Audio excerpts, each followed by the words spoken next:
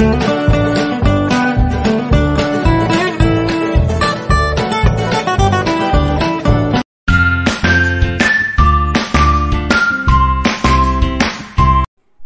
Friends, అందరికీ నమస్కారం అండి. ముందుగా నా ఛానల్ మీకు నచ్చినట్లయితే సబ్స్క్రైబ్, లైక్, షేర్ ప్లీజ్. నేనైతే నిన్న పప్పు చెక్కలు చేశానండి. ఒక్కొక్క ప్రాంతంలో ఒక్కొక్కటి అంటూ ఉంటారు కదా. మాకైతే చిత్తూరు జిల్లాలో పప్పు చెక్కలనే అంటామండి. ఇదిగోండి బియ్యపిండి, ఒక 3 గ్లాసులు బియ్యపిండి తీసుకున్నానండి. అన్నీ ఉతారుగా తీసుకున్నాను. ఉతారుగా అంటే ఎగ్జాంపుల్గా తీసుకున్నాను.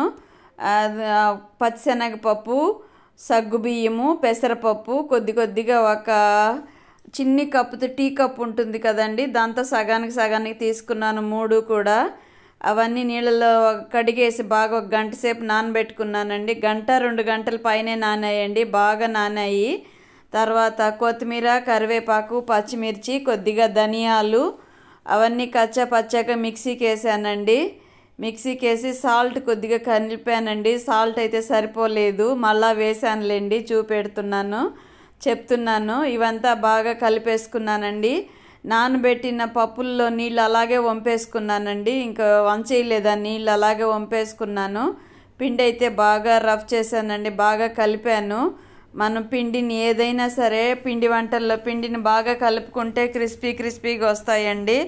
అరిసెలకి కూడా పిండి మిషన్ పట్టించుకొస్తాం కదండి, అది కూడా జల్లించుకున్నాం అనుకోండి, ఆ గుల్లగా ఉండేదంతా బయట వచ్చేస్తుంది. ప్యూర్గా అంటే మెత్తటి పిండే మిగులుతుంది. అరిసెలు కూడా నేను బాగా చేస్తానండి. నాకు నమ్మకం కొన్ని వంటలు, స్వీట్లు ఏవి రావు నాకు.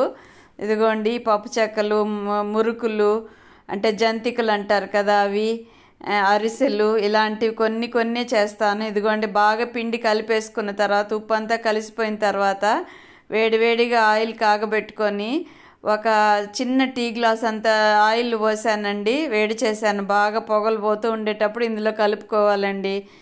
బాగా కలుపుకునేసేయాలి పిండిని. అంటే మొత్తం పిండి అంతా కూడా ఆయిల్ అంటుకోవాలండి. ఆయిల్ అంతా కలిపేసుకున్నాక పిండిని ఉండ చేసామనుకోండి, పిడికిలతో పట్టామంటే పిండి వదులుగా అంటే లూజుగా రాలిపోకుండా ఉండాలండి. అలాగుంటే బాగా క్రిస్పీగా వస్తాయి. అంటే పప్పు చెక్కలు కానీ మురుకులు కానీ రెండింటికి ప్రాసెస్ ఒకటేనండి. కాకపోతే మురుకుల్లో కొత్తిమీర, కరివేపాకు అవి వేయము, ధనియాలు కూడా వేయం కదా, దానికి వేసే పదార్థాలు వేరు. ఇదిగోండి ఇలాగ రావాలండి, ముద్దకి రావాలి. పిండి నూనె వేసి కలిపేసిన తర్వాత బాగా కలిపానండి. కొత్తిమీర కాడ అలాగ ఉండిపోయింది, అది తీస్తున్నాను. ఎంట్రికాయ ఏమని చూశాను, కాదండి కొత్తిమీర కాడ. ఇదంతా బాగా కలిపేసుకోవాలండి. కలిపేసుకున్న తర్వాత వాటర్ వేసుకొని కొంచెం ఉప్పు చూశాను, ఉప్పు తక్కువగా ఉంది, అందుకని ఇంకొంచెం ఉప్పు యాడ్ చేశానండి. భయం అండి, ఎక్కువైపోయింది అనుకోండి అస్సలు తినలేరు కదా. తక్కువైనా కలుపుకోవచ్చు, కానీ అడ్జస్ట్ చేసుకుంటాము. ఒకవేళ చేసేసిన తర్వాత కూడా ఉప్పు తక్కువ ఉంటే, ఎక్కువైతే అసలు ఎవరూ తినలేం కదండి. మంతిన సత్యనారాయణ గారు చెప్పే వంటల్లో అయితే ఉప్పే వాడరు కదండి. అది ఎలా ఉంటాయో ఒకసారి నేను అక్కడికి వెళ్ళాలని అనిపిస్తూ ఉంటుంది. వాళ్ళ వంటలు, వాళ్ళ ఛానల్లో మిగతావన్నీ బాడీ ఎక్సర్సైజ్లు అవన్నీ చెప్తూ ఉంటారు కదండి. అవన్నీ వింటున్నప్పుడు వెళ్ళాలనిపిస్తుంది నాకు. ఇదిగోండి పిండి అయితే మొత్తం కలుపుకోలేదండి, హాఫ్ కలుపుకున్నాను. కలుపుకున్న తర్వాత చిన్న ఉండలుగా చేసుకోవాలండి.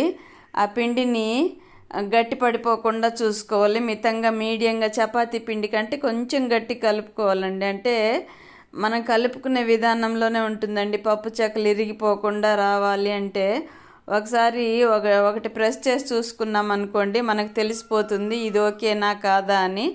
నాకైతే మా మెడిటేషన్ సెంటర్లో సెల్ఫ్ వర్క్ అండి, బయట ఫంక్షన్లకి వాటికి అన్నిటికీ కూడా మెడిటేషన్ సెంటర్లోని వాళ్ళే చేసేస్తారు సిస్టర్స్. బయట ఇవ్వరు, బయట ఫుడ్ అది అలౌ చేయరండి. అక్కడ వాళ్ళకి హెల్పింగ్కి వెళ్తూ ఉంటాం మేము అందరము లేడీసు. అక్కడ చూస్తూ ఉంటానండి. నాకైతే ఒకసారి చూడంగానే పట్టేస్తూ ఉంటాను. అలాగా కొన్ని నేర్చుకున్నానండి. అరిసెలు కూడా చేసేదాన్ని, కానీ మా అత్తగారు నేర్పించిన అరిసెలకి ఇప్పుడు నేను చేసే అరిసెలకి చాలా తేడా ఉందండి. వాళ్ళు చేసే విధానాలు చాలా బాగుంటాయి. అవి చూసి చేస్తున్నాను. ఇదిగోండి ప్రెస్లో పెట్టి ప్రెస్ చేస్తున్నానండి. ఇంకొక్కదాన్నే కదా, ఇద్దరుంటే ఇలాంటి వాటికి ఒకరు ప్రెస్ చేస్తుంటే ఒకరు వేయచ్చు, కానీ అన్నీ నేనే చూసుకోవాలి కాబట్టి మా వారు ట్రై చేశారండి, కాలే మా వారి వల్ల. ఇంకా నేనే ప్రెస్ చేసేస్తున్నాను. బాగా నెక్ పెయిన్ ఎక్కువ వచ్చేసిందండి. అలా సపోర్ట్ లేకుండా 1-2 గంటలు నిల్చున్నాను కదా, అది బాగా ఇబ్బంది పెట్టేసింది. ఇదిగోండి, ఒక కవర్కి ఆయిల్ రాసుకొని అలా ప్రెస్ చేస్తున్నా. అప్పుడప్పుడు ప్రతిసారి రాసుకోవాల్సిన అవసరం లేదండి. ఒకసారి రాసుకుంటే ఒక 6-7 పప్పు చెక్కలు ప్రెస్ చేసుకోవచ్చు. అదిగోండి, అలాగ ఉండాలండి. మరీ మెత్తగా అయిపోకూడదు, మరీ అలా గట్టిగా ఉండకూడదు. చపాతీ పిండికి జారుగా కొందరు కలుపుతారు, కొందరు గట్టిగా కలుపుతారు కదా. అలాగే ఇదిగోండి, పచ్చిశనగపప్పు బాగా నానింది కదా, అది ప్రెస్ చేయంగానే బాగా ప్రెస్ అయిపోతుందండి.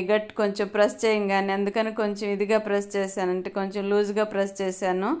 ఇదిగోండి, పప్పు చెక్కలు అయితే ఇవి ఫస్ట్ ట్రిప్ అండి. సెకండ్ ట్రిప్ నేను కొంచెం చిన్న సైజే వేశాను. బాగా వచ్చాయండి, క్రిస్పీగా వచ్చాయి. తింటుంటే కమ్మగా ఉన్నాయండి. ధనియాలు అయితే ఇదే ఫస్ట్ టైం అండి వేయడం, ఎలా ఉంటాయో చూద్దామనేసి వేసాను. బాగానే వచ్చాయండి. నా వ్లాగ్ కానీ మీకు నచ్చినట్లయితే లైక్, షేర్, సబ్స్క్రైబ్ ప్లీజ్.